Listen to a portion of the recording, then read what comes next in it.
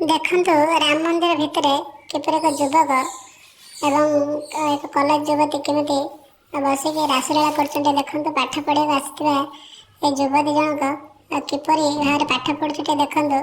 ଏବଂ ଏଇଭଳି ଭାବେ ପାଠ ପଢ଼ୁଛନ୍ତି କଲେଜ ଯୁବତୀ। ଏବଂ ଏ ଯୁବକ ଜଣକ ବି ଦେଖନ୍ତୁ କିଛି ଡର ଭୟ ନାହିଁ। ଦିନ ଦ୍ୱିପହରେ ଏକ ମନ୍ଦିର ଭିତରେ ଏକ ଧାର୍ମିକ ଅନୁଷ୍ଠାନକୁ ବି ଏ ଯୁବକ ଜଣ ଛାଡ଼ିଲେଣି। ଦେଖନ୍ତୁ କିପରି ଭାବରେ କରୁଛନ୍ତି ରାସଲୀଳା।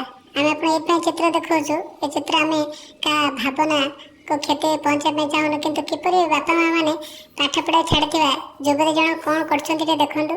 ଯେହେତୁ ବାପା ମାଆ କେତେ କଷ୍ଟ କରି ପାଠ ପଢ଼ାନ୍ତି, ଦେଖନ୍ତୁ କିପରି ହାତ ହଲେଇ ଏ ଯୁବତୀ ଜଣ କ'ଣ କରୁଛନ୍ତି ଦେଖନ୍ତୁ। ଦେଖନ୍ତୁ କିପରି ଭାବରେ ଏ ଯୁବତୀ ଏବଂ ଯୁବକ ପୁରା ରାସଲୀଳାରେ ମସଗୁଲ ଅଛନ୍ତି।